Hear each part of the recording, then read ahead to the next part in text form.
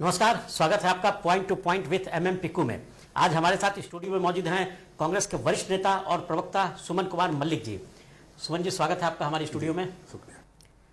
सुमन जी, लोकसभा चुनाव चल रहे हैं और सभी लोग, आप भी लोकसभा चुनाव में लगे हुए हैं। सब लोग अपने अपने दल को जिताने का प्रयास कर रहा है, लेकिन इस चुनाव और पिछले जो 2 चुनाव हुए हैं, इस चुनाव में एक मुद्दा जो बहुत ज्यादा फैला हुआ था वो है मोदी मोदी मोदी। हर जगह सिर्फ मोदी ही नजर आते हैं, जहां भी जाते हैं अपनी छाप छोड़ जाते हैं। पटना में भी अभूतपूर्व रोड शो हुआ और उस रोड शो में भी काफी भीड़ हुई और पटना में भी देखने को मिला, जबरदस्त उत्साह देखने को मिला। आपके दल में क्या मोदी जी को टक्कर देने वाले कोई नेता नहीं है क्या?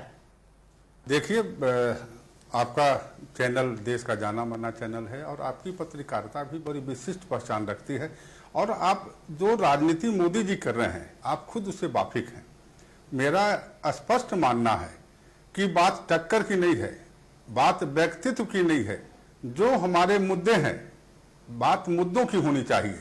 हमारा देश रोटी, कपड़ा और मकान, इन मुद्दों की राजनीति चाह रही है, इन समस्याओं का समाधान खोज रही है। क्योंकि अब जिस तरीके से देखिए, कांग्रेस की राजनीति, स्वतंत्रता आंदोलन के बाद जिस तरीके से कांग्रेस ने राजनीति किया, हम एक जड़ से और जमीन से हम एक राजनीति करते थे और हम देखते थे कि कहां किन लोगों को क्या चाहिए।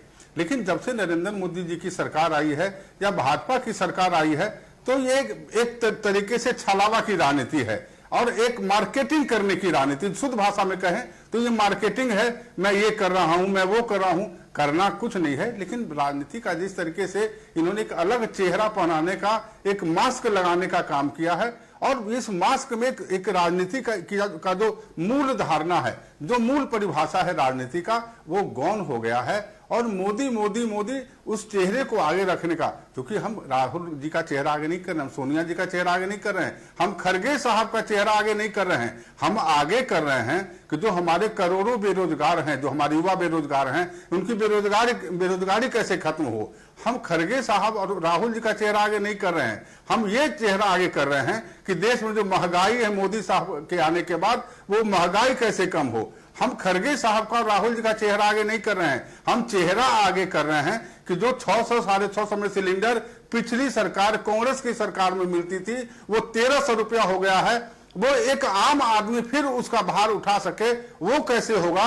हम इस चेहरा को आगे लाने का काम कर रहे हैं। हमारे लिए मोदी और खड़गे महत्वपूर्ण नहीं है, हमारे लिए महत्वपूर्ण ये है कि हिंदुस्तान की जो आम आवाम है, जो आम समस्याओं से जो पिस रही जनता है, उसकी समस्याओं का समाधान कैसे हो, चेहरा बाद में, जनता का हित कैसे हो, हमारे लिए ये सर्वोपरि है।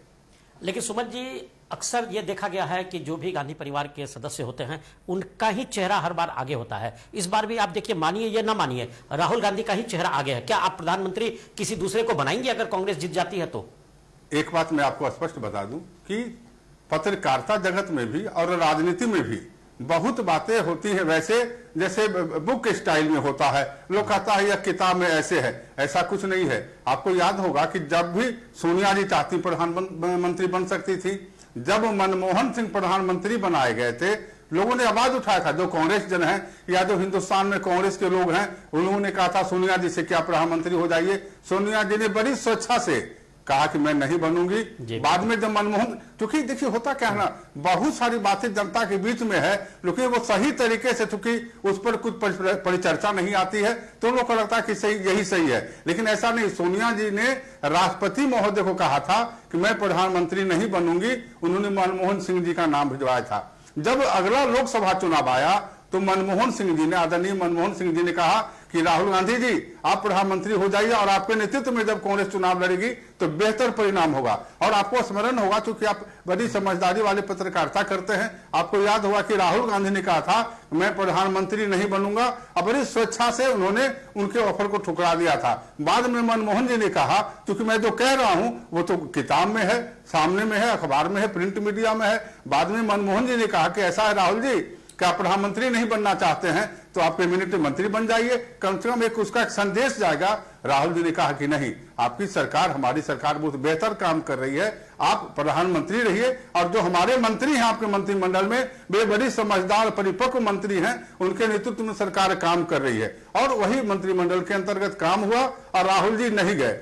तो ऐसा नहीं है। और अभी देख लीजिए, पहले यह जो विपक्ष है जो आज सत्ता में आई है, ये लोग कहते थे कि राहुल गांधी और गांधी परिवार ही कांग्रेस के सर्वे सर्वा है। आज कहां वो सर्वे सर्वा रहा। आज तो राहुल जी और प्रियंका जी एक साधारण महासचिव हैं और खड़गे साहब हमारे अध्यक्ष हैं कांग्रेस पार्टी के। तो ना हम आज नेतृत्व में आगे हैं। और एक चीज मैं और आपको बतला देता हूं, कल जब भी प्रधानमंत्री बनने की बात आएगी, हमारा जो ये जो महागठबंधन है, जब हम आते हैं, अगर मतलब कि अपने जो लोकसभा चुनाव में उभर के आते हैं, तो आप देखेंगे कि राहुल गांधी कभी भी यह नहीं कहेंगे कि मैं प्रधानमंत्री के रेस में हूं और मुझे प्रधानमंत्री बनाइए। गांधी परिवार देश का विकास चाहती है और जो समस्या का समाधान खोजती है वो कुर्सी पर बैठने के लिए मोदी जी की तरह जो है अपना प्रोपगंडा नहीं फैलाती है। कांग्रेस बहुत समझदारी वाली पार्टी, इसलिए समझदारी है कि उसने देश के आजादी में बहुत बड़ी भूमिका का निर्वहन किया है। चलिए सुमन जी, आपकी बात मान लेते हैं, आपने जो भी कहा वो मान लेते हैं कि कांग्रेस ने आजादी के लिए और देश के लिए विकास में बहुत काम किया है। आप दल के हैं तो आपकी मजबूरी भी समझी जा सकती है। और लेकिन अभी इस बार जो अब की बार 400 पार का जो नारा लगा है, इस 400 पार को रोकने के लिए आपके दल की क्या रणनीति है, किस तरीके से इसे रोक रहे हैं? देखिए, कोई रणनीति नहीं है। रणनीति जो है ना, ये जो पार्टी है ये हमारी कंपनी नहीं है, ये हमारा उद्योग नहीं है। हमारा जो सबसे बड़ा बल है, हमारी जो सबसे बड़ी शक्ति है, वो हिंदुस्तान की जो आवाम है, जो हमारे मतदाता है वो है वो। और हमारे जो मतदाता है वो पिछले 10 वर्ष में यह देख चुके हैं, ये जो नरेंद्र मोदी हैं सिर्फ लोगों को छलने का इन्होंने काम किया है। मैंने अभी कहा, उन्होंने कहा कि बेरोजगारी खत्म कर देंगे। बेरोजगारी आज देखिए, जो 12 रुपए 15 रुपए आटा था आज 40 रुपए है, जो 15-20 रुपए चावल था आज 50 रुपए से नीचे खाने का नहीं है, जो 600-650 रुपए गैस सिलेंडर था आज 1300 रुपया हो गया। जो महिलाओं जो आज वो बात कर रहे हैं मंगलसूत्र की, जो सोना 17,000-18,000 था आज वो 75,000 है। तो आपका जो आपने जो देश पर लादा है, यही हमारा सबसे बड़ा बल है। और इसी आधार पर हम जनता के बीच में हैं और जनता आपको सबक सिखाएगी। हम किसी चेहरे पर नहीं, आपने जो देश को जिस तरीके से ठगने का काम किया है, जिस तरीके से आपने छलने का काम किया है, दिन में सपने दिखलाने का जो आपने काम किया है, जनता जवाब देगी। और जनता हमको अपने साथ मानती है, कांग्रेस गठबंधन को अपने साथ मानती है। और देखेंगे ये जो अब की बार 400 पार है, उनका यह एक प्रोपगंडा है, ये उनका एक जो है व्यवसायीकरण जो है राजनीति का, कि लोग को गुमराह करे कि हम 400 आ रहे हैं। भाई, जब आप 400 आ रहे हैं तो इस गर्मी के मौसम में बाप काहे कर रहे हैं? ऑलरेडी आप 400 से ज्यादा आ गए। अब सुबह में आ रहे हैं नरेंद्र मोदी, शाम में आ रहे हैं अमित शाह, बेगूसराय में बार बार आ रहे हैं, सीमांचल में बार बार आप आ रहे हैं, नवादा में बार बार आ रहे हैं, पटना में रोड शो कर रहे हैं। भाई, जब 400 पार हो गया तो फिर रोड शो की क्या आवश्यकता थी? कांग्रेस की भी सरकार थी, हमारे कोई प्रधानमंत्री 5 बार 10 बार नहीं जाते थे। एक बार एक स्टेट में आए, 1-2 चक्कर लगाए, चले गए, क्योंकि और कहीं देखना था। लेकिन वो देख रहे हैं कि हम इतने ज्यादा तरीके से पिछड़ रहे हैं इस चुनाव में। क्योंकि देखिए, 4 चरण का चुनाव अभी तक हुआ है। अब चारों चरण का चुनाव का परिणाम देखिएगा, लोगों के बीच में जाइएगा और आपको क्या जाना, आप तो ऑलरेडी जो पब्लिक के बीच में मीडिया है, आप लोकतंत्र है, आप जा रहे हैं। अभी तक भाजपा और उनका गठबंधन बुरी तरीके से पिछड़ रहा है और लोगों को फिर ठगने के लिए वो कह रहे हैं अब की बार 400 पार। आप अब की बार 400 पार होगा तो क्या 500 पार के लिए आप कोशिश आप कर रहे हैं? आप संविधान को नहीं तोड़ सकते हैं, देश को नहीं तोड़ सकते हैं, लोगों को नहीं बरगला सकते हैं। और आने वाला 4 तारीख को आप देखेंगे कि आप जितना भी मिथ्या आप कोशिश कर रहे हैं, आप उतना पीछे जा रहे हैं। बिल्कुल सुमन जी, आप बेबाक प्रवक्ता हैं। आपके बारे में तो पहले भी हम लोगों ने कई बार देखा है, आप बहुत स्पष्ट बोलते हैं। और निश्चित तौर पर पार्टी का प्रवक्ता या पार्टी के नेताओं को जो चैनल पर जाते हैं, उन लोग ऐसे लोगों को भेजा जाता है जो अच्छा बोल सके। इसमें कोई दो मत नहीं है कि आप बहुत अच्छे से अपनी पार्टी का डिफेंड करते हैं। एक सवाल है सुमन जी की, बिहार में आकर के, हम लोग बिहार के रहने वाले हैं, बिहार में आकर के कांग्रेस जो राष्ट्रीय पार्टी है वो सरेंडर मोड पर क्यों आ जाती है? ये जो पार्टी आपकी जो है वो समझिए एक तरीके से 9 सीट मिली है इस बार आपको चुनाव में लड़ने के लिए। तो क्या राज्य का नेतृत्व कमजोर है या अपने कार्यकर्ताओं पर भरोसा नहीं है? किस तरीके से आप बिहार में सरेंडर मोड पर रहते हैं? देखिए, हमारा नेतृत्व जो प्रदेश नेतृत्व है वो बहुत सबल है। डॉक्टर अखिलेश प्रसाद सिंह हमारे अध्यक्ष हैं। और जहां तक केंद्रीय नेतृत्व की बात है, खड़गे साहब इतने पुराने इतने मजे हुए नेता हैं, उनके हाथ में नेतृत्व है, गांधी परिवार का नेतृत्व है। और जहां तक बिहार में देखिए, हम कभी भी नरेंद्र मोदी और भाजपा वाली गठबंधन की हिमायती नहीं है। आज क्या है, उनके जितने भी एलआई पार्टी हैं, भाजपा कहीं भी उनके अपने समानांतर नहीं आने देती है।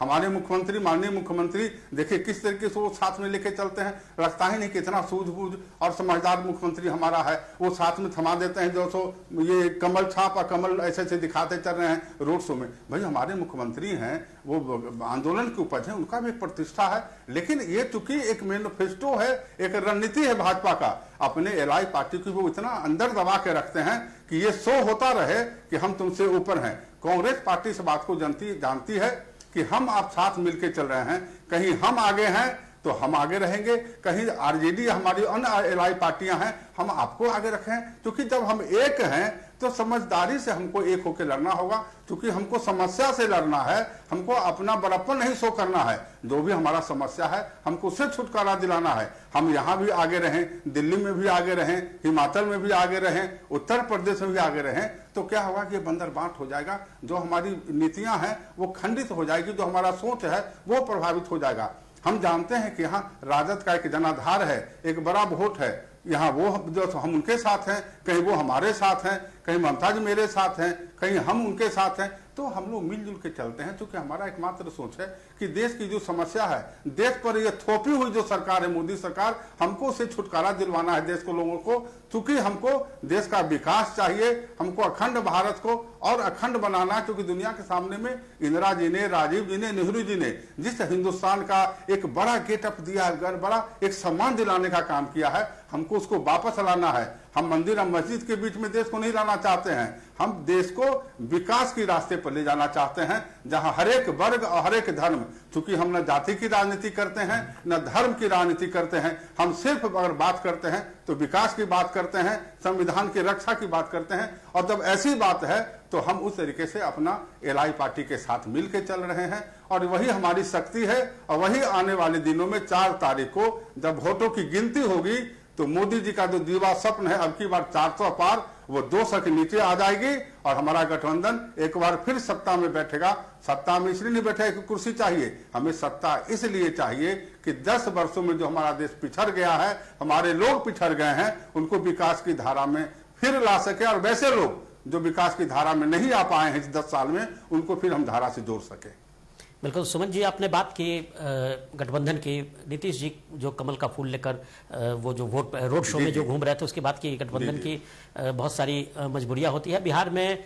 तो आपने बोला कि हर जगह जो हमारे दल आगे नहीं रहते हैं। नहीं, मैं आपको एक बात बताता हूं, गठबंधन में अगर मजबूरी है जी तो फिर गठबंधन कैसा है? गठबंधन तो परिवार क्या है, परिवार वैसा होता है कि अभिभावक बैठता है, अपने सभी बच्चों को बुलाता है और कहता है कि इस बात पर तुम क्या कहते हो, तुम क्या कहते हो। अगर कोई परिवार का सदस्य वहां अपने को घुटन महसूस कर रहा है, उसको लोग बोलने नहीं दे रहा है, तो कहीं ना कहीं समानुपातिक ढंग से उस परिवार का वातावरण नहीं है। जो नेतृत्व दिया हुआ है वो बिहार में नीतीश जी को ही नेतृत्व दिया हुआ है, बीजेपी केंद्र में कर रही है और शुरू से कई सालों से यह चला आ रहा है, नीतीश जी को दिया गया है। और कमल का जो वो सिंबल लेकर के घूम रहे थे, गठबंधन की मजबूरी हो सकती है, मैं कोई बीजेपी के फेवर की बात नहीं कर रहा हूं, लेकिन आपकी क्या मजबूरी है बिहार में राजद के साथ गठबंधन की? आप राष्ट्रीय पार्टी हैं, ये गठबंधन जरूरी है या मजबूरी है? नहीं, देखिए हम लोग लोकतांत्रिक व्यवस्था वाली पार्टी हैं, जो प्रजातंत्र का जो मूल्य है, देखिए होता क्या है ना, कोई लोकतंत्र को साथ लेके चल रहा है और कोई धर्मवाद को, जातिवाद को लेके चल रहा है। तो हम सब लोग जानते हैं कि जहां हम राम को जपते हैं, वहीं कोई राम के नाम पर एक सत्ता को लाने का काम करता है। हम राम को जो है सो भंजाते नहीं हैं, हम राम को भजते हैं। जो भजने वाले लोग एक तरफ हैं और भजाने वाले लोग एक तरफ हैं। तो जो हम लोग भजने वाले लोग हैं, जो लोकतंत्र के साथ हैं, हम लोग एक साथ हैं। और जो राम के नाम पर, धर्म के नाम पर भंजाने वाले लोग हैं सत्ता को, वो एक साथ है। तो कोई मजबूरी नहीं, हम लोग बड़ी स्वेच्छा से हैं और बड़े एक दिल से हम लोग हैं, क्योंकि हमको देश के लिए सोचना पड़ रहा है। और देश के लोग, जो लोग हैं, जो विकास की धारा से कटे हुए लोग हैं, जो करोड़ों हमारे युवा हैं जिनको रोजगार नहीं मिल रहा है, वैसे लोगों के साथ हैं। जो उम्मीद कर रहे थे कि भाजपा की सरकार आएगी, मोदी की सरकार आएगी, तो जो ये महंगाई है, 600 रुपये वाली वो 1300 रुपये नहीं, वो 150 रुपये हो जाएगी। वो नहीं हुआ तो हम लोग ऐसे लोगों के साथ हैं। और इस सोच के जो भी पार्टियां हैं, जो भी राजनीतिक पार्टी हैं, हम लोग एक साथ काम कर रहे हैं, क्योंकि हम लोग को देश के लिए काम करना है, हमें समाज के लिए काम करना है। सुमन जी, जब से राजद के साथ गठबंधन हुआ है उसके बाद आपको ऐसा नहीं लगता कि जो आपके परंपरागत वोटर थे, जो शुरू से आज़ादी के बाद से जो वोटर थे, कई लोग जो एक पूरा का पूरा जो देश की जनता थी उसका एक बढ़िया और बड़ा तबका आपके साथ था, कांग्रेस के साथ था, आपको नहीं लगता है कि बिहार में जब से राजद के साथ गठबंधन हुआ है तब से ये जो वोटर हैं यह तबका आपसे घिसक गया है? नहीं, देखिए, हमने आपको अभी शुरू में ही कहा था कि नरेंद्र मोदी साहब को मैं पूछता हूँ, वो बहुत बड़े वो मदारी पॉलिटिशियन हैं, और वो इस तरीके से लोगों को कन्विंस करने का काम करते हैं, वो छद्मवेशी हैं। अब कल वो कह रहे थे कि मैं जहाँ जाता हूँ, मैं इस इलाके में रहता, वो जिस इलाके में जाते हैं उसी तरीके से वो भाषण देते हैं। कल वो बता रहे थे कि मैं जहाँ था मुस्लिम इलाके में, जब पर्व त्योहार आता था तो मेरे यहाँ जो इतना खाना आ जाता था कि हम लोग वही खाते थे। तो वो समय के अनुसार अपनी भाषा बदलते हैं, हम समय के अनुसार, क्षेत्र के अनुसार भाषा नहीं बदलते हैं, क्योंकि हमारा मैनिफेस्टो एक है। तो हमारा कोई जो सब दाएं बाएं नहीं गया है। कुछ लोग, राजनीति है, आते जाते रहते हैं, लेकिन उनके आने जाने से ऐसा कुछ नहीं कि हम अपने विचारधारा से भटक गए हों, या हमारा जो सोच है, जो हमारा चिंतन है देश के प्रति और समाज के प्रति, वो खंडित हो जाता हो। हम आज भी देश को अपने हिसाब से देख रहे हैं, समाज के हित को अपने हिसाब से देख रहे हैं। और कुछ लोग राजनीति में ऐसे भी आते हैं जो समय के हिसाब से, मौसम के हिसाब से, या बरगलाने वाले लोग के साथ हो जाते हैं। लेकिन ऐसा नहीं है, देश सर्वोपरि है हमारे लिए, समाज का विकास सर्वोपरि है। और जो लोग आज कहीं चले गए हैं, हो सकता है कल जब विकास की धारा बहेगी कांग्रेस के नेतृत्व में, तो फिर वह वापस अपने घर लौटने के लिए सोचने पर विवश हो जाए। जी बिल्कुल। नीतीश कुमार जी विपक्षी एकता को मजबूत करने के ख्याल से बीजेपी से अलग हुए थे और पूरे देश में घूमे, कई नेताओं से मिले, अलग अलग विपक्षी दलों के नेताओं से मिले हैं ताकि विपक्ष को मजबूत किया जाए। पर यहाँ पर समस्या ये है कि एक मयान में दो तलवारें नहीं रह सकती, ये सब लोग जानते हैं। लेकिन यहाँ विपक्षी गठबंधन में एक मयान में कई तलवारें हैं जो उसमें प्रयास कर रहे हैं। जो तलवार का मतलब ये हुआ कि प्रधानमंत्री पद के लिए कई उम्मीदवार ऐसे हैं, जो चाहे ममता बनर्जी हों या जो भी हों, नीतीश कुमार जी हों, जो भी लोग हैं, तो ये लोग हैं। तो जब विपक्षी एकता को मजबूत करने के लिए नीतीश जी आगे बढ़े थे, और आपका भी यह कहना है कि वो आप मोदी जी को रोक रहे हैं, जो धर्म का और जो बीजेपी का एजेंडा चल रहा है उसको रोकने के लिए आप लोग चुनाव लड़ रहे हैं, सब लोग मिल करके लड़ रहे हैं हर जगह। तो फिर नीतीश जी को दरकिनार क्यों किया गया? नहीं, नीतीश जी को दरकिनार नहीं किया गया था। आपको मैं बता दूं कि नीतीश जी क्रांति की उपज हैं और बिहार के नब्ज को बहुत बेहतरीन ढंग से वो जानते हैं। और उन्होंने एक बहुत अच्छा प्रयास शुरू किया था कि जो भी विपक्षी पार्टियां हैं और जो भाजपा के नीतियों से जो उनको देश को बचाना चाहते हैं, वैसे उनको एकजुट में लाने का प्रयास शुरू में नीतीश जी ने ही किया था। और कांग्रेस हमेशा से मानती है, राहुल जी ने भी कहा है कि नीतीश जी का प्रयास बहुत ही बेहतरीन था। लेकिन फिर क्या हुआ, क्या व्यक्तिगत उनकी मजबूरी हो गई कि वो चले गए। जहां तक प्रधानमंत्री बनने का सवाल था, राहुल जी और हमारा जो गठबंधन है ये बार बार इस बात को दोहराता है कि पहले चुनाव लड़ना था हमको, और चुनाव के बाद जब हमारा महागठबंधन बहुमत में आता, फिर जो भी सीनियर लीडर हैं वो आपस में बैठते, तब बात होती। क्योंकि हम ये नहीं कह रहे थे कि हम जीतेंगे तो मोदी प्रधानमंत्री होंगे, हमारे यहाँ वो डिक्टेटर नहीं है। हमारे यहाँ था कि देश के हित में जब हम बहुमत में आएंगे तो आपस में टोटल सीनियर नेता बैठेंगे और फिर एक जो सर्वसम्मति से निर्णय होगा, वैसे लोगों के हाथ में देश का नेतृत्व दिया जाएगा। जी, आपको सुमन जी ऐसा नहीं लगता है कि नीतीश जी के आने से बीजेपी की स्थिति बिहार में मजबूत हुई है? अगर ये आपके साथ रहते तो आपकी स्थिति मजबूत होती? देखिए, मेरी स्थिति आज भी मजबूत है, लेकिन आपने बिल्कुल सही कहा, अगर नीतीश कुमार इनके साथ नहीं आते तो नरेंद्र मोदी और भाजपा जो आज ये कह रही है कि अब की बार 400 पार, उनको ये कहना पड़ता कि क्या 100 से भी ऊपर होगा पार। सच्चाई यही है, क्योंकि मैं बड़ी बेबाकी से बोलता हूँ। अभी जो है सो बड़ी समझदार पत्रकार माने जाते हैं सूबे के, और आप खुद जानते हैं क्योंकि आप आम लोगों के बीच में जाते हैं, इस चुनाव में आप पूरे बिहार घूम रहे हैं, तो आपको ये तो पहले से मालूम है कि अगर नीतीश कुमार जी नहीं जाते भाजपा के साथ तो बिहार में 2 अंक तक भी नहीं आ पाते। वो अभी भी 2 अंक तक आएंगे या नहीं आएंगे हमें शक है, क्योंकि भाजपा का जो उम्मीदवारों का जो लिस्ट आ रहा है, जो तक 4 चरण का है, तो बहुत पीछे छूटते हुए नजर आ रहे हैं। लेकिन पहले ऑलरेडी ये हम लोग जान गए थे कि नीतीश नहीं अगर जाते तो बहुत बुरे कंडीशन में रहता। और जो 400 पार का नारा वो दे रहे हैं, वो 100 भी पार हो पाता देश में कि नहीं होता, वो बहुत शुभ वाली बात होती। सुमन जी, सासाराम में जैसा कि जानकारी मिल रहा है कि आपके उम्मीदवार बदल दिए गए हैं। आपके पास जो उम्मीदवार आए हैं उनको कौन से उम्मीदवार हैं आपके सासाराम में? देखिए, वहाँ पर बदलाव की प्रक्रिया हो रही थी जी। असल में हुआ क्या था ना कि जब चुनाव का समय आता है तो जो भी पार्टी से जुड़े हुए लोग होते हैं, जो कार्यकर्ता होते हैं, वो लोग अपनी अपनी दावेदारी पेश करते हैं। और दावेदारी पेश करने के सिलसिले में क्या होता है कि केंद्र को तो सब कुछ नहीं मालूम है, हो सकता है कि कुछ जानकारी छूट गई हो। बाद में कुछ लोगों ने इंगित किया कि ये जो है इन पर इस तरह का आरोप है। हमारी पार्टी ने, हमारे नेतृत्व ने कहा, नहीं, हमारा यह है क्या कि जो जिनको टिकट दिया जा रहा है या जिनको टिकट मिला है, अब तो मिल भी गया है, तो उनको जो टिकट दिया गया है, जैसे कि जानकारी मिल रही है, आप भी जानते हैं कि वो किसी दूसरे दल से यहाँ आए हुए हैं। आपके पास अपने दल में सासाराम में बहुत मजबूत नेता लोग हैं।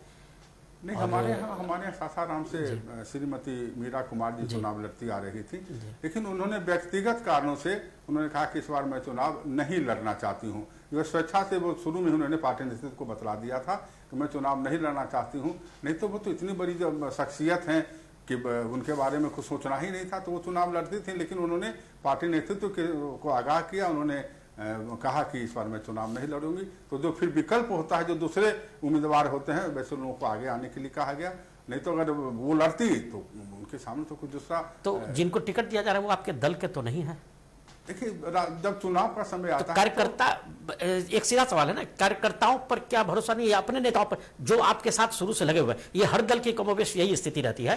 जो बाहर से लोग आते हैं। आज के राजनीति में देखिए, समय बदलता है, नीतियां बदलती हैं, जो पॉलिसी होती है उसमें बदलाव आता है। अब क्या है ना कि अब राजनीति में वो नेहरू और शास्त्री जी के समय का, वो पटेल साहब के समय का, और वो जो लोहिया जी के समय का जो आइडियोलॉजी था, जो राजनीति में मूल्य की बात होती थी, वो मूल्य नहीं रही। इस चीज को हम लोग को बड़ी स्वेच्छा से स्वीकारनी चाहिए। जी बिल्कुल। पहले क्या था कि जो लोग समर्पित रहते थे वो पार्टी के बारे में बात करते थे, और वो अपना भूंजा चूड़ा खा के पार्टी के लिए सोचते थे। अब क्या है कि व्यक्तिगत सोच तक निहित अब मामला आते जा रहा है, चाहे राजनीति की बात हो, सामाजिक क्षेत्र में बहुत सारे बदलाव आए हैं, लोगों का सोच में बदलाव आया है। तो ऐसे में क्या हो रहा है कि बहुत सारे लोग हर एक दल में, कांग्रेस हो, राजद हो, भाजपा हो, हर एक लोग, कुछ ही पार्टियां रह गई जहां अभी भी उसका जो कैडर है वो कैडर रह जाता है। नहीं तो पॉलिटिकल पार्टी जब चुनाव आता है तो लोग अपने हिसाब से देखते हैं कि हमको टिकट मिल रहा है, नहीं मिल रहा है, तो यहाँ से वहां, वहां से वहां वो लोग जाते आते रहते हैं। और इस चीज को हर एक पॉलिटिकल पार्टियों ने सहर्ष स्वीकार कर लिया है। जी। जो 9 सीटें आपको मिली हैं, उन पर जो हम लोगों ने आकलन किया है, उसमें 9 नेताओं को जो आपने टिकट दिया है, उसमें पार्टी के अंदर ही सवाल खड़े हो रहे हैं। ये आप भी जान रहे हैं कि उसमें कई ऐसे उम्मीदवार हैं जो या तो बाहर से माइग्रेट किए हुए हैं, या फिर कुछ उम्मीदवार जो हैं वो नेता पुत्र हैं, और तो और नेता पुत्र भी ऐसे हैं जिनके पिता किसी और दल में हैं और बेटे आपकी पार्टी से चुनाव लड़ रहे हैं। देखिए, तो सवाल वही है कि क्या कार्यकर्ताओं पर या नेताओं पर, अपने दल के नेता जो आपके साथ स्ट्रगल कर रहे हैं, क्यों आपके साथ खड़े रहें? देखिए, लड़ाई जब होती है ना, तो लड़ाई के सामने में एक रहता है कि इस लड़ाई को किस तरीके से लड़ा जाए, ये लड़ाई को हम किस तरीके से लड़ें कि अपने पक्ष में जाए। और अभी जो आपने पूछा हमसे, तो हमने यही कहा था कि चुनाव के समय में लोग इधर सुधर, और हर एक लोग इसको, हर एक पार्टी का नेतृत्व इसको स्वीकारता है। और जहां तक है कि पार्टी के कुछ लोग इससे नाखुश होते हैं कि मुझे मौका क्यों नहीं दिया गया, स्वाभाविक है कि उनको जो चूंकि बहुत लंबे समय से पार्टी के प्रति उनकी निष्ठा रहती है, पार्टी के प्रति उनका समर्पण रहता है, तो वो चाहते ही हैं। लेकिन जब कोई बाहर का पार्टी आ रहा है, नेतृत्व को लगता है कि यह बेहतर लड़ाई लड़ सकता है, तो कहीं ना कहीं पार्टी के पास मजबूरी हो जाती है, और ऐसे लोगों को सामने लाना उनकी व्यवस्था भी है और जरूरत भी हो जाती है। एक सीधा सवाल है, कांग्रेस कितनी सीटें ला रही है बिहार में?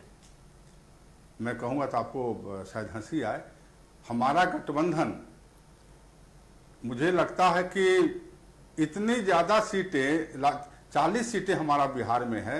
हम और मेरा गठबंधन 30 सीट पर चुनाव जीतने जा रही है, और 9 सीट जो हमारा है ना, 9 में से 8 हो सकता है, लेकिन उससे 7 नहीं होगा। ये आप लिख लें, और 4 तारीख बाद आप मुझे बताएंगे कांग्रेस ने 9 सीट में उसको कितनी सीट जीतता है। हम 8-9 जो हमें सीटें मिली हैं, हम उस पर जीत लेने जा रहे हैं। बहुत अच्छा सुमन जी, एक आखिरी सवाल जी आपसे है, व्यक्तिगत सवाल है। जी।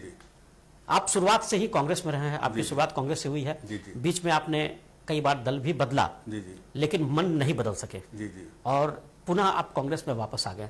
इतने सालों के समर्पण के बावजूद आपको जो हम लोगों ने देखा है वो तवज्जो नहीं मिली जिसके आप हकदार थे। किसे दोषी मानते हैं?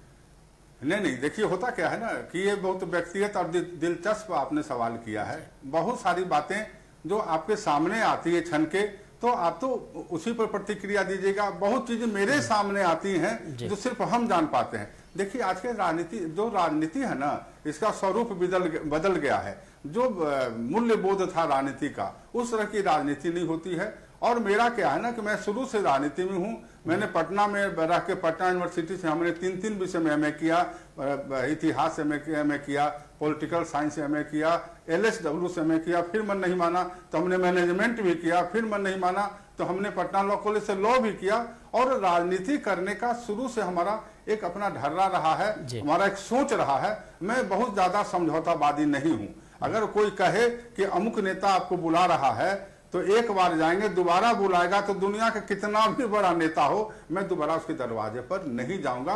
और आज का जो नेतृत्व है, आज की जो राजनीति है, वो बहुत कुछ तलाशती है, बहुत कुछ उम्मीद करती है। और हमारे जैसे लोग वैसी उम्मीद में खड़े नहीं उतरते हैं। इसके बावजूद भी मैं आपको बतलाता हूँ, आदरणीय लालू प्रसाद यादव जी ने मुझसे कहा कि कुम्हार तुम लड़ो। ये बहुत लोगों को नहीं मालूम होगा। मैं आज आपके चैनल के माध्यम से मैं बतला दूं, लालू जी ने अपनी तरफ से, मैंने कभी उनको नहीं कहा, और ये टीवी प्रेस मीडिया में भी आया था कि सुमन मलिक लड़ेंगे कुम्हार।